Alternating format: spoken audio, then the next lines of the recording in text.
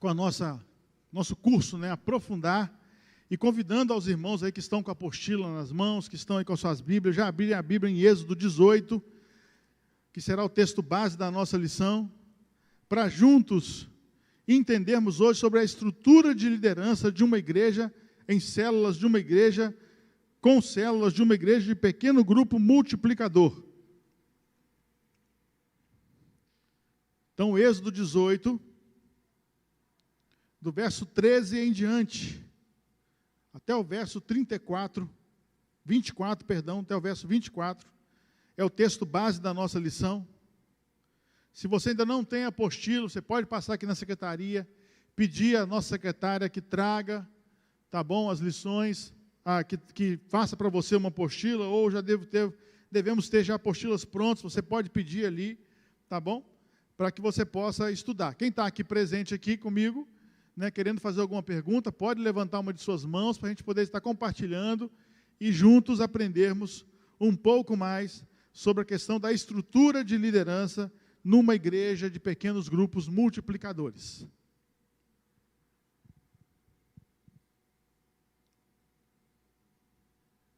Êxodo 18, do verso 13 em diante. Diz assim a palavra do Senhor: No dia seguinte, assentou-se Moisés para julgar o povo. E o povo estava em pé diante de Moisés desde a manhã até o pôr do sol. Vendo, pois, o sogro de Moisés tudo o que ele fazia ao povo, disse: Que é isto que fazes ao povo? Por que te assentas só? E todo o povo está em pé diante de ti, desde a manhã até o pôr do sol? Respondeu Moisés, seu sogro: É porque o povo me vem a mim para consultar a Deus. Quando tem alguma questão, vem a mim, para que eu julgue entre um e outro e lhes declare os estatutos de Deus e as suas leis. O sogro de Moisés, porém, lhe disse: Não é bom o que fazes. Sem dúvida desfalecerás, tanto tu como este povo que está contigo, pois isto é pesado demais para ti. Tu só não podes fazer. Tu só não o podes fazer. Ouve, pois, as minhas palavras, eu te aconselharei, e Deus seja contigo. Representa o povo perante Deus, leva as tuas causas a Deus, ensina-lhes os estatutos e as leis e faz-lhes saber o caminho em que deve andar e a obra que deve fazer. Procura dentre o povo homens capazes, tementes a Deus, homens de verdade, que aborreçam a avareza. Põe-nos sobre eles por chefe de 1000, chefes de 100, chefes de 50 e chefes de 10, para que julguem este povo em todo o tempo. Por causa grave trarão a ti, toda causa grave trarão a ti, mas toda causa pequena ele mesmo julgarão. Será assim mais fácil para ti, e eles levarão a carga contigo. Se isso fizeres, e assim Deus te mandar, poderás então suportar, e assim também todo este povo tornará em paz ao seu lugar. Moisés atendeu às palavras de seu sogro, e fez tudo quanto este lhe dissera. Então está aí o texto bíblico lido, que nos mostra, que nos narra um momento muito importante para a gente poder entender alguns processos que virão, e aí é interessante você guardar o texto aí na mente, que nós vamos voltar para ele daqui a pouquinho. O primeiro parágrafo aí da lição diz algo muito importante. A igreja multiplicadora não é apenas uma igreja que possui pequenos grupos, é, antes de tudo, uma igreja com uma estrutura de liderança que busca capacitar os membros nos pequenos grupos. Então vamos parar aqui, porque só aqui dá muito pano para a manga. Uma igreja multiplicadora, ela não é apenas uma igreja que possui pequenos grupos. Naquela igreja ali é uma igreja multiplicadora porque está cheio de pequeno grupo. Não é só isso. Isso é uma parte da engrenagem. Isso é uma parte do processo em que eu e você precisamos entender. Antes de tudo, é numa igreja assim que as pessoas se capacitam a partir da base. A base são os pequenos grupos. É a partir dali que a pessoa vai ser discipulada. É a partir dali que a pessoa vai aprender a desenvolver o seu dom espiritual. É a partir dali que a pessoa vai se despertar para a liderança da igreja e na igreja. É a partir de um pequeno grupo que eles vão se desenvolver e se desempenhar num processo de evangelização forte. Então, o pequeno grupo, ele tem o seu lugar, mas é, antes de tudo, um lugar de estrutura de liderança a partir das casas, a partir do pequeno grupo, a partir de um grupo menor. Então, é importante que se entenda isso, porque muita gente acha que só pelo fato da igreja estar dividida com alguns pequenos grupos, ela está pronta para ser uma igreja em célula forte, ela está pronta para ser uma igreja de pequeno grupo forte. Não, não, não, não. Isso é parte de uma engrenagem, é parte de um processo onde todos precisam se achar no seu devido lugar e, com isso, desenvolver o seu trabalho. Com a multiplicação das células, a distância entre o pastor, presidente, e os membros é cada vez maior. Quanto maior a igreja, imagina só. Eu lembro, quando eu ainda era seminarista, um pastor que esteve lá na igreja do pastor Poyang Cho, na Coreia do Sul, ele falando para nós, né, sobre a experiência da visita que ele teve lá, numa igreja que na época já tinha 1 milhão de membros. Imagina, 1 milhão de membros, quer dizer, umas 4 a 5 governador Valadares como membro de uma igreja. Esse pastor, para ele atender uma pessoa, aí vamos supor, o Luiz Lima vai lá para ser atendido por ele, marca 1 hora e é atendido por esse pastor.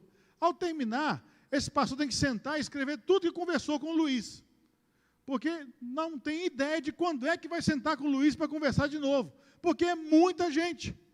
Então, se ele não anotar algumas coisas, ele vai se perder na conversa. Aí, quando o Luiz está marcado para o Luiz voltar, ele lê ali, foi isso que nós conversamos da última vez. Vem cá, Luiz, entra aí, Luiz. Aí ele sabe o que aconteceu da última vez, porque ele leu. A quantidade de pessoas é gigantesca. Numa igreja de 100 pessoas, o pastor não precisa ficar anotando detalhes. Ele pode muito bem, porque ele vai atender praticamente 1/3 dessas pessoas, porque muitas pessoas não procuram o pastor. Então, agora, mudando a realidade de números de membros de uma igreja, gente, muda-se a forma de organizar o processo. Muda-se a forma de se pensar todo o processo. E o pastor, então, ele tem um papel diferente. Ele começa a ser uma pessoa que trabalha de uma maneira diferente, o pastor presidente, tá? Ele começa a trabalhar de uma maneira diferenciada, por causa da quantidade de membros que a igreja tem, tá? Assim, a única maneira de se preservar a visão é manter a unidade no trabalho das casas. É através de uma supervisão e do acompanhamento de líderes e líderes em treinamento. Então, uma igreja, ela tem aí, vamos colocar mais próximo da nossa realidade, uma igreja como a nossa, que pode dobrar a quantidade de membros. Vamos botar que a gente chegue aí a 1.000 pessoas daqui a uns 2, 3 anos, por exemplo. Se nós não mudarmos a forma de trabalhar, nós não vamos pastorear essas pessoas. Nós não vamos cuidar dessas pessoas. Elas serão meros frequentes de culto, porque, na verdade, não há um contato. Eu estou falando só de 1.000. Imagina se chegarmos lá naquele sonho, né, Marildo? Da porcentagem que a gente colocou diante de Deus em oração. Né, chegar a 3, 4 mil pessoas. Se a estrutura de liderança não for pensada para esse processo, a igreja não será uma igreja, vai se tornar um grande clube gigantesco de culto e eventos. Agora, se nós temos uma estrutura onde as pessoas são cuidadas, são tratadas, são pensadas e tem a quem recorrer no momento de luta ou de vitória, essa igreja será uma igreja pastoreada. Por isso que a estrutura de liderança de uma igreja de pequenos grupos multiplicadores, ela precisa ser pensada, ser bem trabalhada, para que haja uma harmonia na hierarquia, para que haja uma organização séria. E aí, então, a gente volta um pouco para o texto. Quando Jetro viu Moisés naquela situação, ele falou assim, esse homem vai morrer cedo, esse homem vai ter um infarto. Olha o tanto de gente que esse homem tem que atender todo dia. Esse homem não vai aguentar. E olha que naquela época não tinha esses conceitos de acorda mais cedo e faz uma caminhada para desestressar, não é, Marildo? Não tinha essas coisas, né? O cara vivia para aquilo ali, o tempo todo. Esse homem vai ter um troço. E aí, então, Jetro dá o conselho, o famoso conselho de Jetro, que é hoje, no meio administrativo, nos dias de hoje, uma peça fundamental para começar a conversa de hierarquia organizacional. Você, olhando para esse conselho de Jetro, você olha para uma empresa hoje e fala assim, esse cara acertou lá atrás. E hoje as empresas trabalham assim. Claro que nós temos um viés organizacional diferente. E aí o pastor Hélio foi muito feliz ao colocar aqui. Essa hierarquia nossa não é uma hierarquia de comando, é uma hierarquia de cuidado. Não é porque fulano é supervisor de células que ele pode mandar em todo mundo. Não, não é assim. As pessoas são colocadas nos determinados postos aqui, que nós vamos falar mais para frente, para cuidar umas das outras. Não é para ficar mandando, é para cuidar umas das outras. E isso é importante a gente poder pensar. Então, essa hierarquia que existe, ela precisa ser disciplinada, organizada. É necessário que se haja uma obediência dessa hierarquia. Mas lembrando, estamos falando de uma hierarquia de cuidado, de apoio, de suporte, de orientação, de ensino, de amor. Não é uma hierarquia de comando, manda e todo mundo. Não, não é bem assim. Onde a gente vai pensando na melhor maneira de cuidar uns dos outros. Tá? A pergunta a ser feita não é quem manda em quem, mas quem cuida de quem. Quem cuida de quem? Então chega alguém com um problema aqui, para o Alessandro, para o pastor Hélio, por exemplo, quem está cuidando de você? A resposta que as pessoas têm que ter, é o Luiz Lima, que é o meu líder do pequeno grupo. Tá, não, tranquilo, pode falar, a pessoa vai falar. Mas o próximo passo vai ser dado junto com o irmão Luiz. Porque ele é que está perto dessa pessoa. Ele caminha com essa pessoa. Ele que encontra semanalmente com essa pessoa e olha no olho. Porque nós olhamos aqui, a gente vê a multidão. O Luiz vê os irmãos ali, o pequeno grupo. Então isso precisa ser organizado desde a base, desde do pensar em ser assim, faz parte da visão, ter essa organização para que possamos fazer e viver de uma maneira que agrada muito o coração de Deus. E cuidar, gente, cuidar é o quê? Cuidar é apacentar, é pastorear. Por isso que se você comprar um livro chamado o livro de treinamento de líder de célula do Ministério de Igreja em Células do Brasil, a primeira frase do livro é: bem-vindo ao seu ministério pastoral. Porque o líder de uma célula, ele é aquele que cuida, ele apacenta, ele é um pastor daquela pessoa, sabe? Ele leva a pastos verdejantes. Não é ele que tem o pasto verdejante, não. Ele leva a pastos verdejantes. Ele leva as águas tranquilas. Por isso que Hebreus chama de guias. Os líderes da igreja são guias. Eles levam a lugares melhores para a pessoa poder, então, experimentar algo novo em sua vida. Sim, Marcelo, pode perguntar.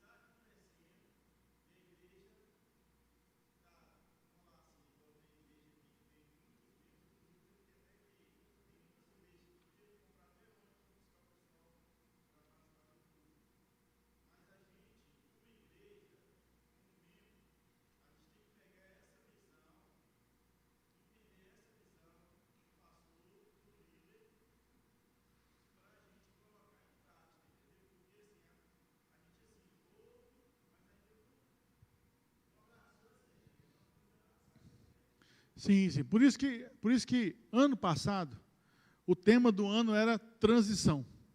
Né? É a gente sair de um paradigma e ir para outro paradigma. Só que numa igreja de pequenos grupos, Marcelo, e demais irmãos que estão aí assistindo com a gente, num pequeno grupo, a igreja nunca sai da transição. Porque ela sempre vai começar a pensar estrategicamente como ela consegue alcançar e desenvolver melhor o apoio e o suporte às pessoas que estão necessitadas da graça de Deus. Então, ela sempre vai estar aberta, com a mente aberta e o coração aberto, a entender de Deus alguns novos padrões que ela pode abraçar, que não é pecado, que não é problema, que não vai ferir os princípios doutrinários da denominação, da convenção e por aí vai. Então, com isso, a igreja entra num processo de transição onde ela não vai sair nunca mais. Você pode reparar, como tem mais de 20 anos que eu acompanho o movimento de igreja em células no Brasil, tem igrejas que eram num formato de célula, trabalhavam de um jeito, organizacionalmente falando, e outras maneiras também, que eles mudaram a forma de trabalhar, porque a igreja cresceu de maneira assustadora. Então, eles tiveram que repensar muito rápido como reagir àquele processo que eles tinham e trazer um novo processo para poder encaixar, sem ferir princípios, sem ferir doutrina, sem ferir pensamentos bíblicos. Então, isso é importante, a gente está com essa mente aberta, com o coração aberto. Gente, Quando o pessoal fala assim, mas, rapaz, se a igreja chegar a 1.000 pessoas, onde nós vamos colocar esse pessoal? Gente, esse é o menor dos problemas. Esse é o menor dos problemas. Valadares tem espaço aí para a gente ir para lá, que cabe até 3.000 pessoas. Esse aí é o menor dos problemas. O mais complexo é isso que o Marcelo colocou. É o povo enxergar a visão de que precisa amar, precisa servir e deixar o eu de lado. Porque é muito gostoso você ser servido. É muito bom. Só que chega num ponto que eu tenho que arregaçar a manga e tenho que servir também. Eu tenho que esticar a mão para ajudar alguém. E eu, Alessandro, serei cobrado disso diante do Senhor. É o que a Bíblia me ensina. Mas não é porque eu vou ser cobrado porque eu sou pastor. Não. Vou ser cobrado porque eu sou filho. E eu tenho um pai. Eu tenho que obedecer o pai. Todos também serão cobrados.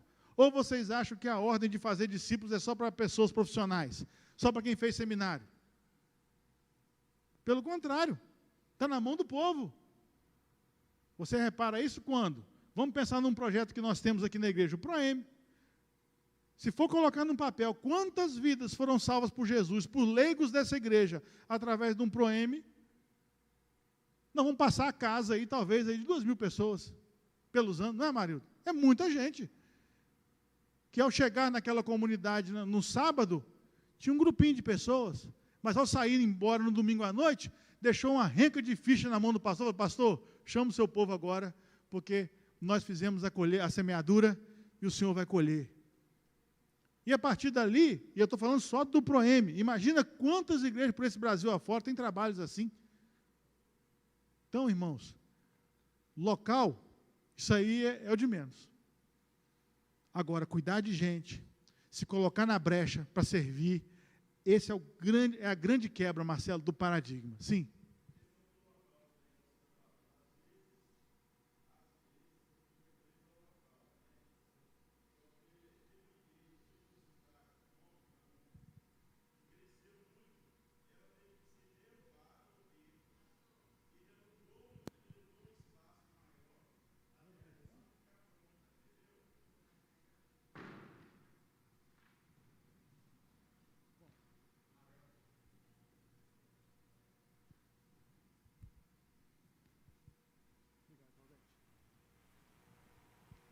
Está levando o microfone ali para o nosso irmão, para todo mundo conseguir ouvir perfeitamente. Aqui em Valadares, teve uma igreja que adotou essa forma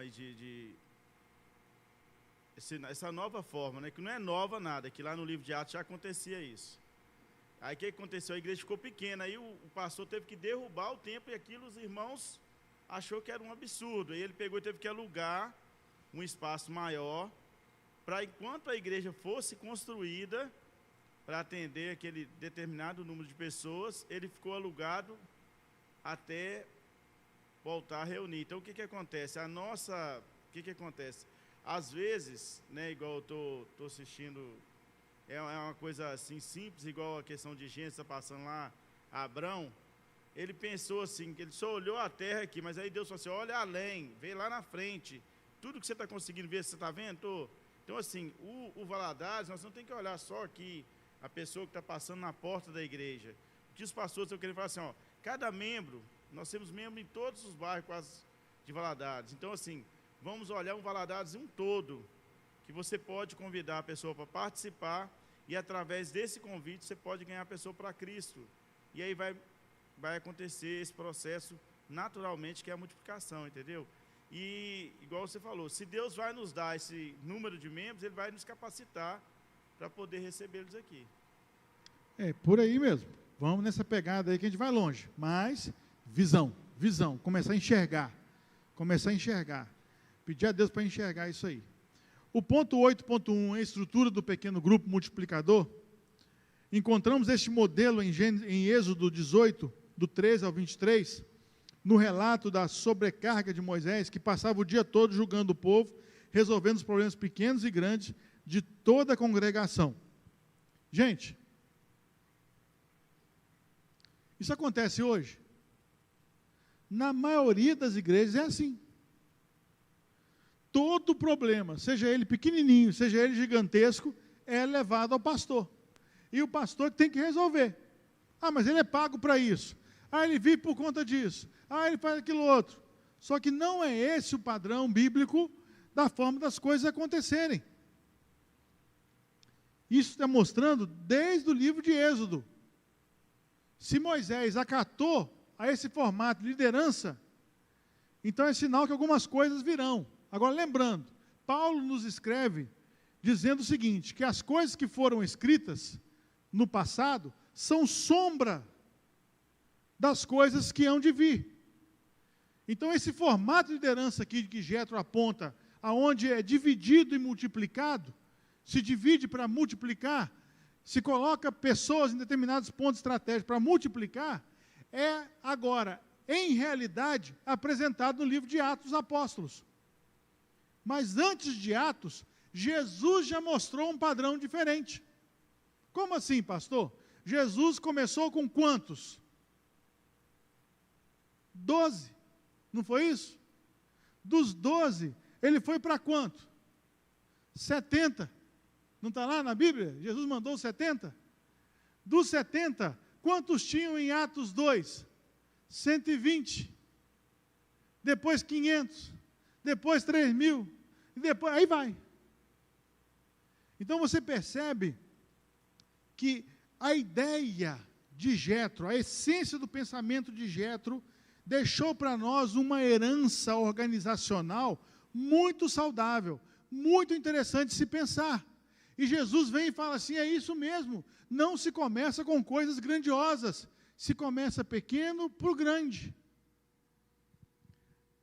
O conselho de Jétro foi, versículo 21, procura dentre o povo homens capazes, tementes a Deus, homens de verdade, que aborreçam a avareza, põe-nos sobre eles por chefe de 1.150. Então, foram 1.150. Nós sabemos que ali haviam milhões. Nós estamos falando do povo de Israel.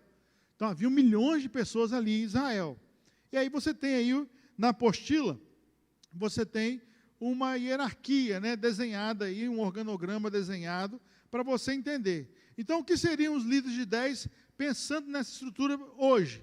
Então, os líderes sobre 10 seriam líder de pequeno grupo. Nós vamos falar sobre isso daqui a pouquinho. E os líderes de 50 seriam os supervisores, aqueles que dão suporte aos líderes dos pequenos grupos.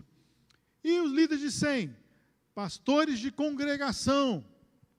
O pastor de congregação, ele lidera pelo menos 2 supervisores, 10 líderes e 100 pessoas. Já um líder de 1.000 seria, numa igreja de 1.000, seria o pastor titular dessa igreja.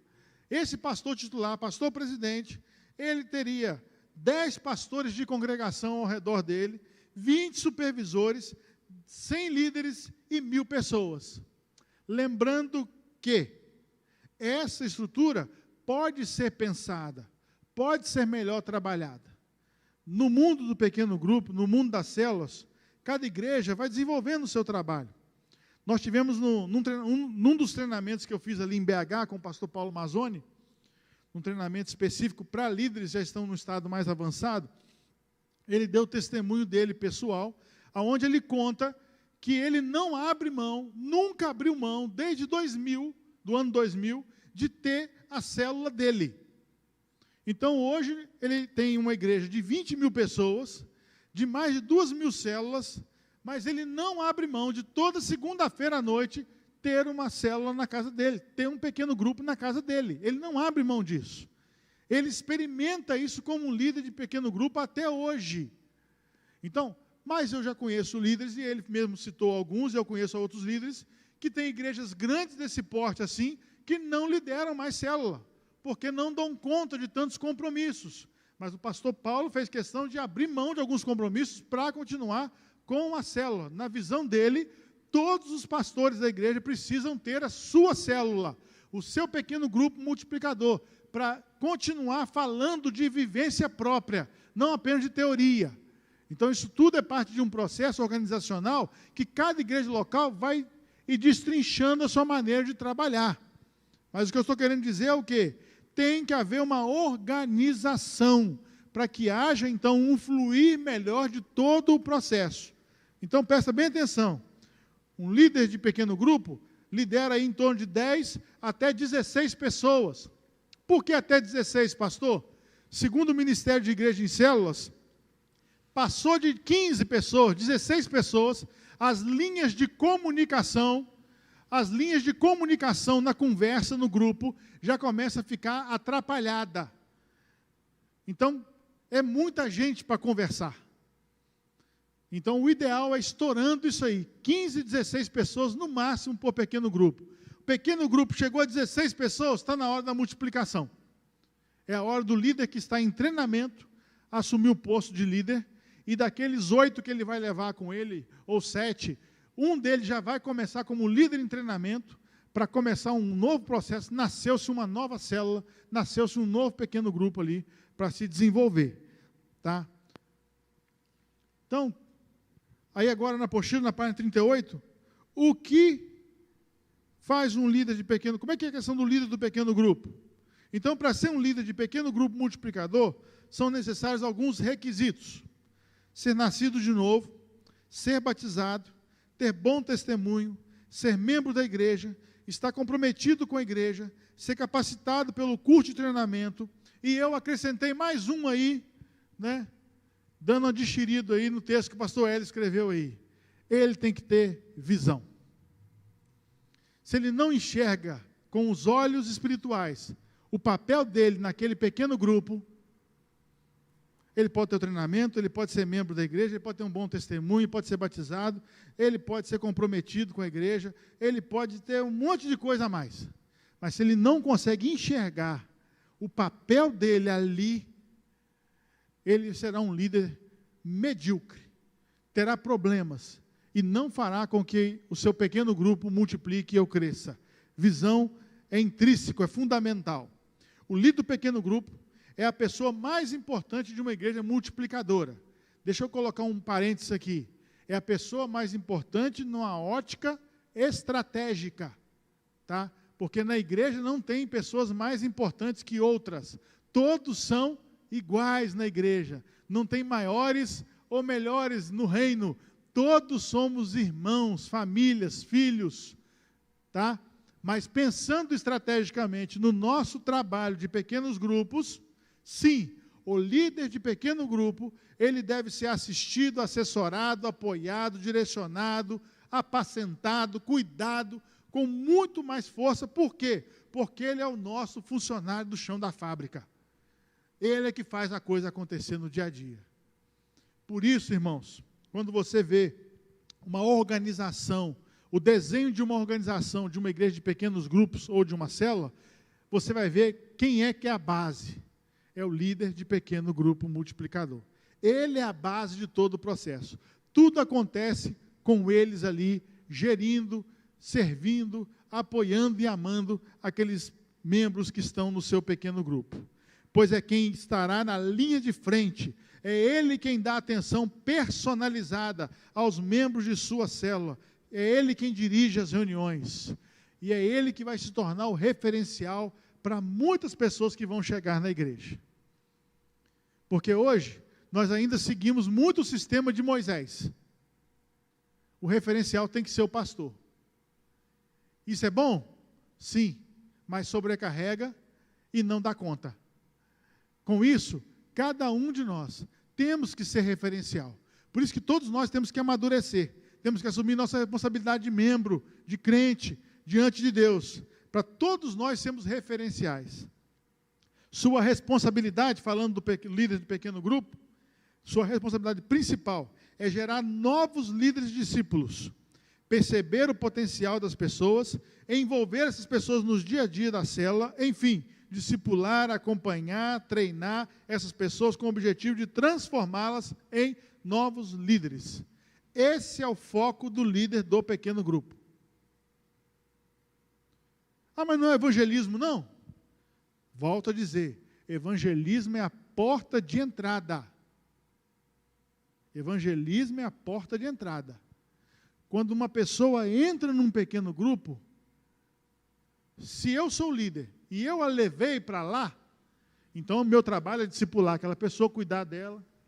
Mas se eu não levei aquela pessoa para lá, vamos supor, né, que foi o Jairo que levou essa pessoa para lá, então eu vou orientar o Jairo na caminhada com essa pessoa, eu vou suprir o Jairo de material, vou suprir o Jairo de orientação, mas quem vai caminhar com essa pessoa é o Jairo. Aí quando o Jairo vê essa pessoa descendo as águas no batistério, e vendo que ele foi um instrumento de Deus para a salvação, para a consolidação daquela vida no reino e em Cristo, o Jairo vai se despertar e falar assim, eu preciso fazer mais isso. Isso não tem preço. E aí então começa um processo onde aquele líder do pequeno grupo vai continuar motivando o Jairo, até o ponto do líder do pequeno grupo, que sou eu, virar para o supervisor e falar assim, está nascendo um novo líder na nossa célula. Quem? O Jairo, aquele que discipulou o João, que nós batizamos domingo. Ele ficou animado, ele quer fazer parte do curso. Opa! Esse é o trabalho do líder, ser essa ponte para que o Jairo cresça, para que o Amarildo cresça, para que o Alessandro cresça, para que a Claudete cresça, para que todos nós que estamos aqui venhamos a crescer. Agora, se ficarmos numa estrutura organizacional, aonde domingo eu fico falando aqui da frente, vocês ficam aí sentados ouvindo, balançando a cabeça, igual lagartixa, né? Só fazendo assim, nós vamos continuar desse jeito. Moisés guiando o povo, e o povo totalmente dependente de Moisés.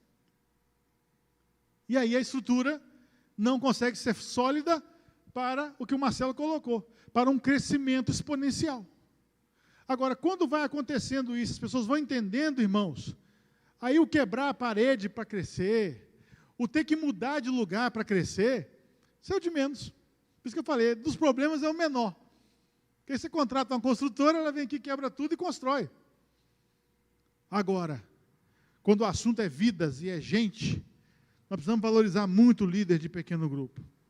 Para você se tornar um líder de pequeno grupo, é preciso estar disposto a se envolver em todo o aspecto da visão. Não é apenas começar a liderar um grupo de pessoas, mas levar adiante todo o ministério que Jesus confiou. Está disposto a dar a própria vida. Gente, isso é muito sério. Quem é que está disposto a dar? Os que amadureceram, os que cresceram. Porque criança não dá. Tenta pegar uma coisa que a criança, para você ver. Tenta tomar uma coisa de uma criança para você ver. Ela vai voar na sua mão. Ela não vai deixar você pegar. A menina vem aqui, peguei, toda feliz com a bonequinha nova que ela ganhou. Toma a boneca da mão dela para você ver. Ela vai chorar, ela vai pirraçar, ela vai ficar brava, ela vai brigar. Criança não dá. Maduros dão. Então, ser um líder é ter maturidade. Mas é ter maturidade plena para ser... Não. É ter a disposição de querer crescer. Se a pessoa tem disposição de querer crescer, para mim, eu, Alessandro, no meu filtro, ela já está apta a entrar e começar o processo. Porque ela tem disposição. Isso é fundamental. Agora, isso também é um processo. É um processo. Vamos errar? Vamos errar em alguns pontos. Vamos confiar. Não, fulano tem todo o perfil, e não tem o perfil. Não, fulano... Isso é normal, isso acontece. Mas isso não significa que também não pode dar frutos. Tá? B, o líder em treinamento. O líder em treinamento é a pessoa que irá tornar-se o novo líder e deve ser um dos membros da célula, do pequeno grupo. No processo de treinamento, deverão ser delegadas a ele certas funções da célula. No caso da ausência do líder, é o líder em treinamento que irá substituí-lo. A célula que não tem um líder em treinamento dificilmente irá multiplicar-se. E eu conheço igrejas que, se a célula não tem líder em treinamento, eles vão dar um jeito de encerrar aquela célula. Por quê? Porque sem o líder de célula em treinamento ali, uma pessoa se capacitando para assumir uma parte do grupo depois que vai multiplicar, aquela célula vai virar um clubinho fechado e ninguém vai conseguir mexer com aquela célula mais. Então eles são assim, tem que ter líder em treinamento. Na Batista Central, que é uma igreja que eu me espelho muito, eles ensinam o seguinte, como é que se começa uma célula? Líder em treinamento, não crentes. Assim se começa uma célula. Porque qual que é o problema, às vezes? A gente enche a célula de crente, né? E aí pronto, fica gostoso o ambiente. Todo mundo fala a mesma língua, todo mundo canta os mesmos louvores, todo mundo gosta das mesmas músicas, todo mundo gosta de estar junto. Isso é maravilhoso, isso é bom demais, mas não multiplica, isso agarra. Agora, quando tem não crente no meio, aí nós precisamos dar um jeito. Aí ela sai desse patamar e vai para outro. Claudete, só um minutinho, Marcelo. Senão o povo de casa não te ouve.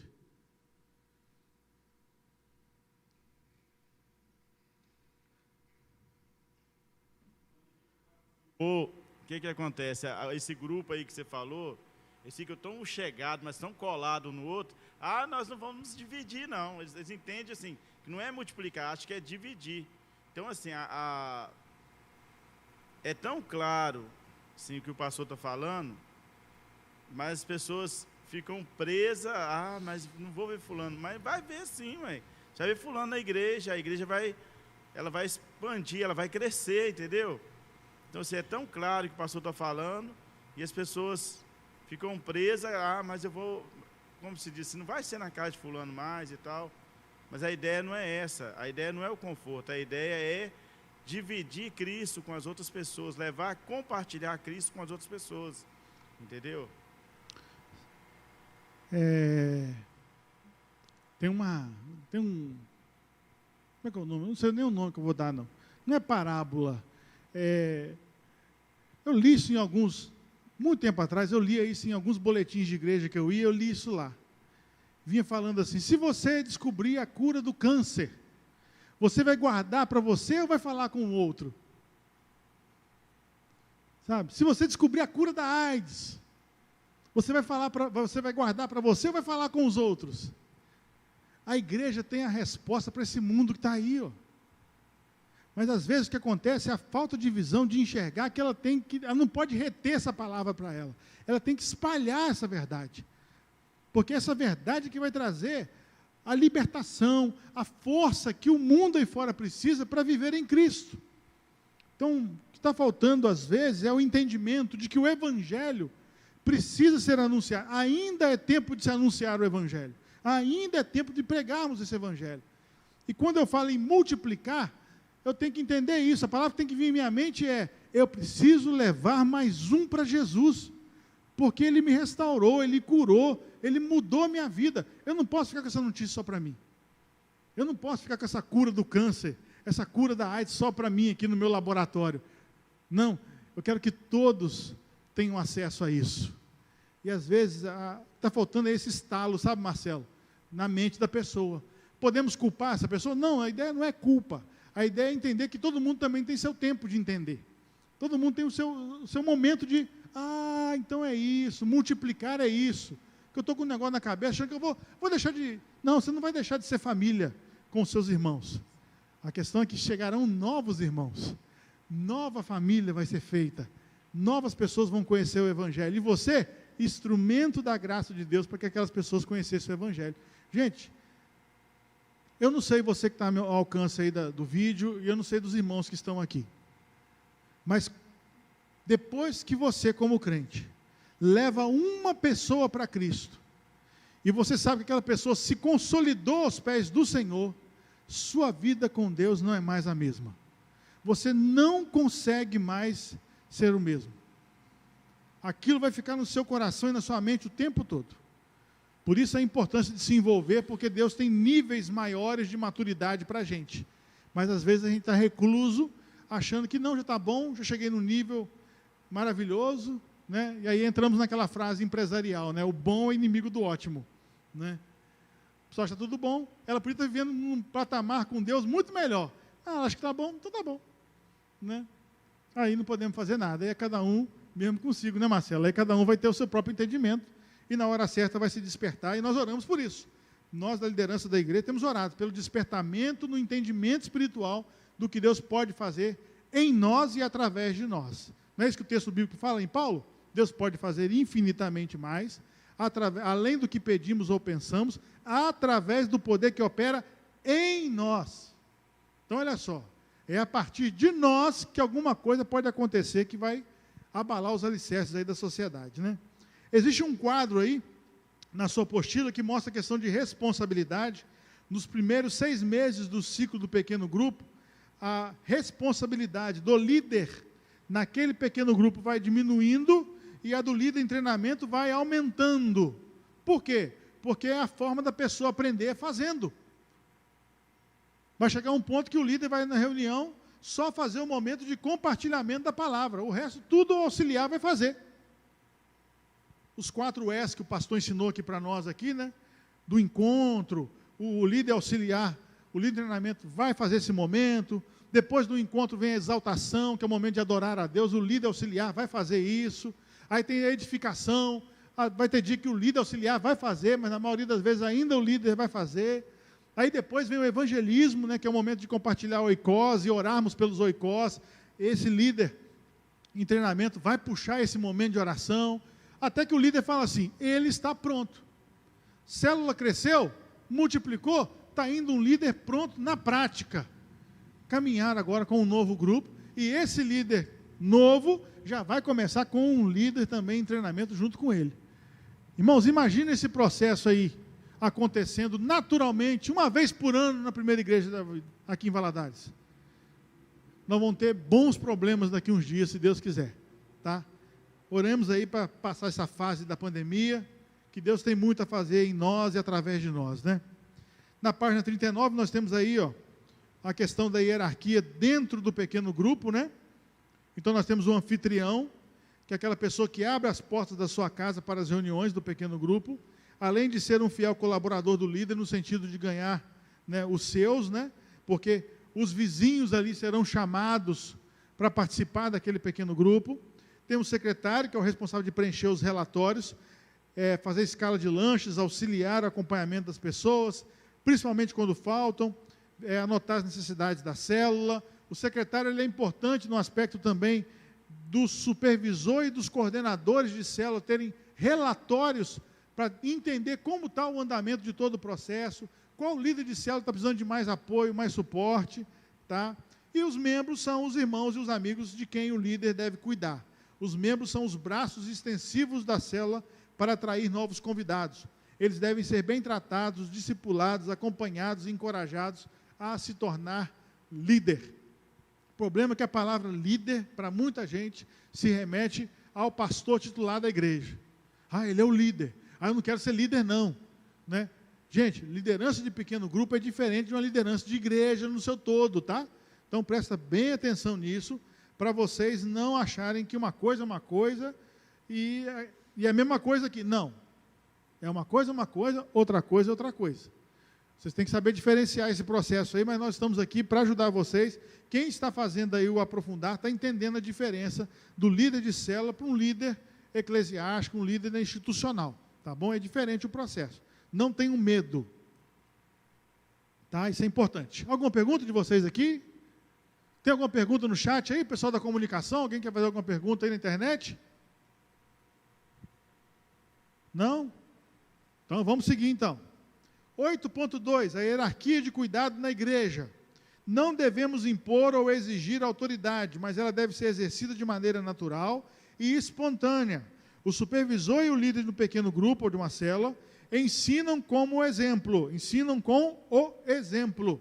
Quando crescem as virtudes cristãs, a humildade e o servir, crescem também a autoridade da pessoa. Então vamos lá. Qual é a maior arma que um líder tem? É a influência. É a maior arma que um líder pode ter. É a influência. Só o título não basta. Tem que ter vida. Então isso é fundamental. O supervisor é o líder de um setor. O setor é o grupo formado pelo menos 3 ou 4 pequenos grupos. O supervisor é quem já foi um líder bem-sucedido e já multiplicou o seu pequeno grupo por 2 ou mais vezes. É a pessoa encarregada de supervisionar algumas células, geralmente as que ele mesmo gerou. Ele é responsável por visitar constantemente as células do seu setor e por acompanhar e dar suporte ao líder. O supervisor cuida do líder. Então, esse é o papel de um supervisor. Então, o Alessandro começou uma célula, ganhou o Luiz o Amarildo, ganhou o irmão José ali, e foi trabalhando. Amanhã, cresceu esse grupo. O Luiz e o irmão Amarildo foram para outro grupo para crescer para lá. E o irmão José pegou um outro irmão aqui, cresceu para cá. Opa, multiplicou. O Alessandro vai ser aquele que vai continuar dando acompanhamento a cada um aqui. Vai dando suporte e orientando. Cresceu mais um pouco. Opa, então eu saio do meu cargo de líder para supervisor. E continuo dando suporte a todos os líderes que estão ali abaixo de mim, naturalmente, tá? Quando não há isso, como é o nosso caso aqui, que nós estamos começando um processo, aí sim, vamos escolhendo irmãos, vamos orientando e vamos junto. Como diz o pastor Hélio, ele gosta de repetir essa frase, nós vamos trocando o pneu com o carro andando. Até chegar um ponto de, agora dá parar na borracharia e fazer tudo do jeito certo. Tá? B, coordenador ou líder de área. O coordenador coordena um certo número de supervisores, que é o líder de 100. Por isso, tem sob a sua responsabilidade o cuidado de diversos setores, juntos com os respectivos supervisores, líderes de célula e membros. Suas funções são pastorais e a sua obrigação é zelar pelo bem-estar da sua área, ao mesmo tempo em que cuida do seu crescimento e da multiplicação. O coordenador, ele cuida do supervisor. Então, ele também vai ter reuniões semanais com supervisores, ou quinzenais, para pastoreio, para cuidado, reuniões pessoais para solicitação de contas. Então, isso tudo também vai acontecendo também no nível coordenação, supervisão. Já o pastor titular, presidente geral, pastor geral, seu trabalho principal é ser dependente da direção de Deus para a realização de suas obras na igreja e nos pequenos grupos. O pastor sênior alimenta a visão e fortalece os princípios do modelo da igreja multiplicadora, ensinando e respondendo os diversos anseios. Cabe ao pastor sênior estabelecer metas a serem alcançadas pelos pequenos grupos multiplicadores. Né? Marcelo, o microfone está com você aí? Passa para o irmão Luiz aqui, fazendo favor, que ele tem uma questão aqui.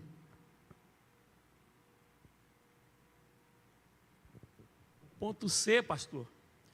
Pastor sênior titular. O que me veio à mente aqui? Quando nós chegarmos a essa altura, a própria igreja já formou seu seminário, já formou seus pastores, e a instituição lá fora, o seminário que foi feito lá, cheio de dogmas, já passou. Já foi quebrado o paradigma lá, o seminário formando pastor dentro da sua própria igreja. Na verdade, irmãos, a gente tem que ir até com calma, né? Senão a gente até assusta. A gente até assusta, né? Mas o que o irmão Luiz falou, eu resumo numa frase. A gente não pode pensar em filhos. A gente tem que pensar em netos. Na vida espiritual, a gente tem que pensar nos netos. Então, o que o Luiz está colocando aqui é que nós já temos que estar já com o olho lá na frente, entendendo que a quebra de paradigma básica agora vai nos levar a outras quebras de paradigma. Na grande maioria das igrejas em células e de pequenos grupos pelo mundo todo, a grande maioria, os pastores são formados ali, naquela igreja local, né? Pelo seminário próprio, voltado ao treinamento e à capacitação desse pastor para o trabalho local, né? Nós podemos ver na nossa cidade mesmo, por exemplo, a Igreja Batista do Calvário já tem seu seminário dentro da própria igreja. A Igreja Wesleyana já tem seu seminário próprio. Nós não temos uma instituição lá fora, lá no Rio de Janeiro, lá em Recife. Nós vamos mandar nossos filhos para lá, vamos mandar o chamado para lá. Formar aqui, perto de nós, ensinando o que deve ser ensinado, conforme Atos. É por aí, tá? Então, com o tempo, tudo isso vai se ajustar, vai se adequar. Vamos chegar a um entendimento mais claro de todo esse processo. E vamos seguir isso aqui à risca? Não, às vezes não. Às vezes vamos ter que pensar numa outra categoria de hierarquia de cuidado. Vamos ter talvez que encaixar aqui um outro processo. Tá? Porque o que vai acontecer é isso. As próprias igrejas que crescem de maneira assim, elas têm que sustentar para ter condição de acompanhar o ritmo. Vou dar um exemplo. O irmão Marildo conhece o pastor Carlito Paz. Eu estive lá em 2002, num treinamento, quando estava explodindo igreja com propósito lá.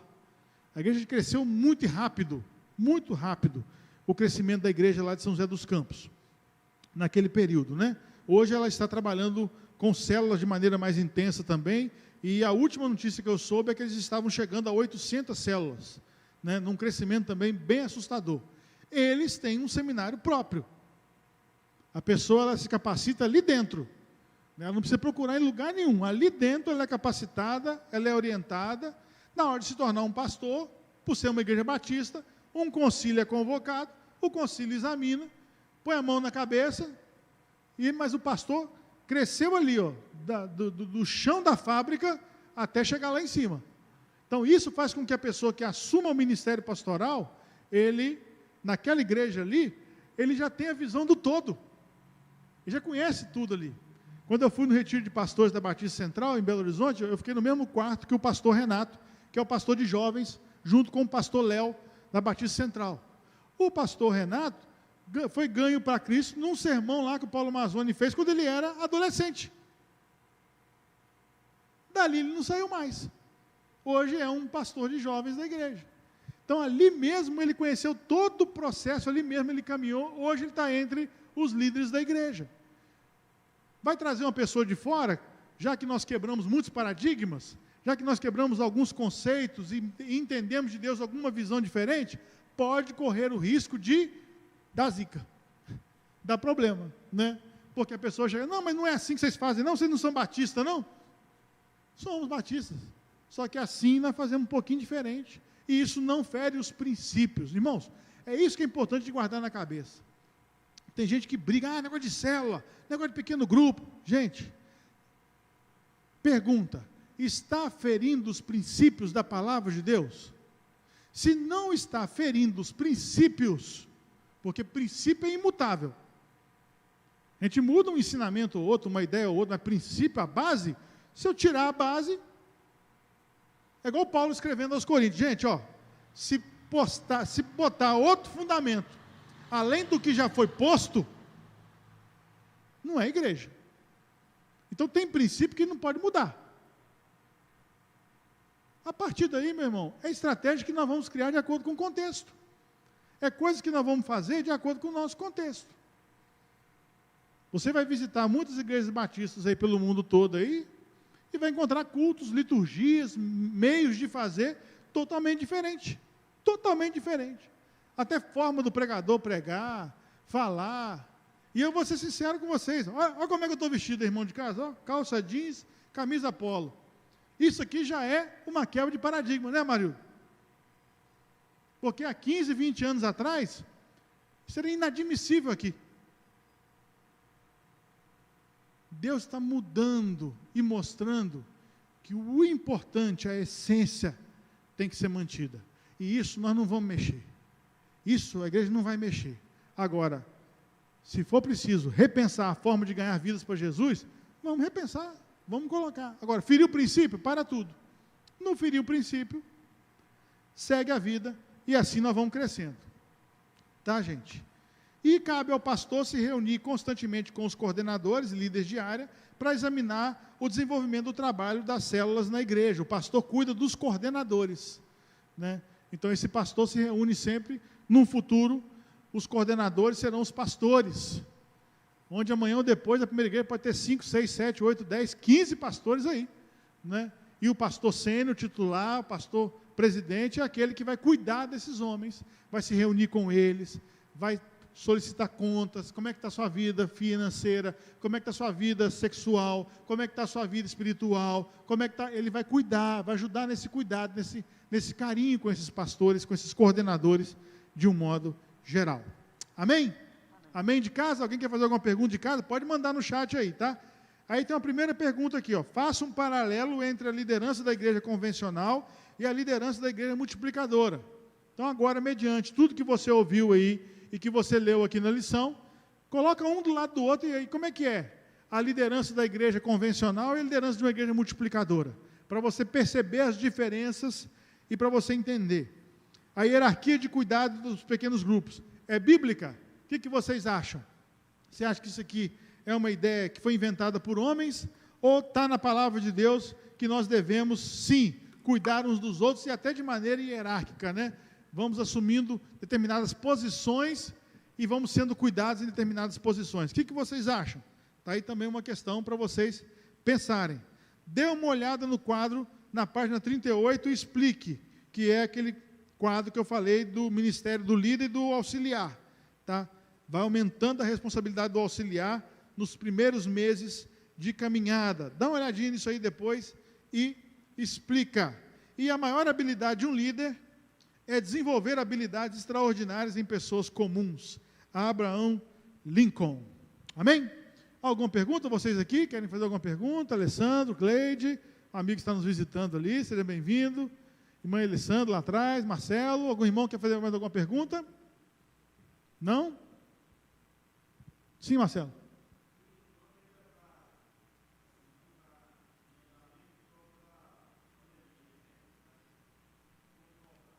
Os pequenos grupos? Sim, sim. É porque aí nós estamos falando de... O irmão Marcelo perguntou sobre a questão dos pequenos grupos voltarem, né? Nós até demos uma injeção de ânimo nos pequenos grupos com relação a orar, né? Se encontrar, nem que seja virtualmente, para a oração. E aí nasceu a live de oração também, começamos a orar mais juntos e tal. Mas a questão das casas, Marcelo, devido à pandemia, a gente está evitando nesse início, até a gente ter muita paz no coração, para poder falar assim, vamos nos encontrar na casa dos irmãos, porque aí eu posso estar levando contágio para vocês lá sem saber, né? Sim, eu sei disso, lá a sua casa, tem outros irmãos também que nos procuraram, queremos dizer a todos os irmãos, tudo vai acontecer na hora certa, tá, irmãos? A sua varanda, a sua garagem, né? Seu mezanino, sua laje, na hora certa, sua sala, sua copa, vai virar um local de adoração, de serviço a Deus, não tenha dúvida, é o lema da igreja em célula, cada membro ministro, cada casa uma igreja. Então nós vamos chegar lá, nós vamos desenvolver esse processo, só esperar essa bendita pandemia aí dar uma acalmada, tem a questão da vacinação, tem outros processos também que nós precisamos esperar. Doutora Maria, doutora Joselma, está sempre, o irmão Elcio também, sempre orienta o pastor Hélio em tudo com relação a essa parte da saúde. Então, na hora certa, a gente vai encaixar. Enquanto isso, vamos nos aprofundando, vamos fazendo raízes, né, fortes e firmes dentro desse processo. Amém? Então, agora,